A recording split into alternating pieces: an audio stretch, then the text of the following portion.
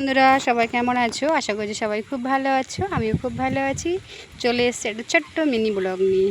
আর আজকে দেখো ওয়েদারটা পুরো দেখো মেঘে ঢাকা, সারাক্ষণ বৃষ্টি, সারা রাত বৃষ্টি, সকাল দিয়েও বৃষ্টি শুরু হয়ে গেছে। এত বৃষ্টি হলে ভালো লাগে না।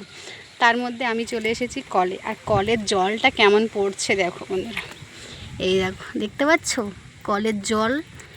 এইখানে এত জলের সমস্যায় দেখো সরু হয়ে কিভাবে জলটা পড়ছে দেখো। আর জল নেই বাড়িতে, একদম জলের খুব প্রয়োজন। তাই এরমভাবে যদি জল পড়ে কতটা রাগ ধরে বলো। এই তাও বসিয়ে রেখেছি, হলে হবে না হলে না হবে, কিছুই করার নেই। তো তোমাদের ওদিকেও কিরম জলের সমস্যা? আর পুকুর ঘাটে পুরো ভর্তি হয়ে গেছে জল। আর আমি এই দেখো জল নিতে এসেছি।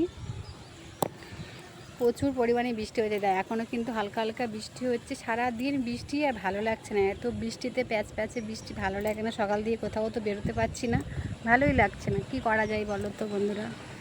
এই দেখো আবার বৃষ্টি চলে এসছে, ঝমঝম করে বৃষ্টি শুরু হয়ে গিয়েছে।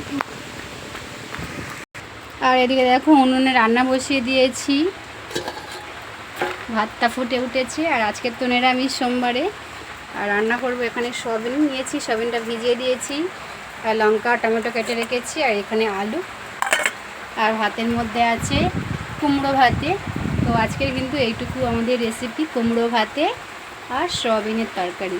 তো চলো বন্ধুরা, টাটা। ভালো লাগলে ভিডিওটা লাইক কমেন্ট শেয়ার করে পাশে থাকবেন। আর অবশ্যই পরের ভিডিওটার জন্য অপেক্ষা করুন। টাটা।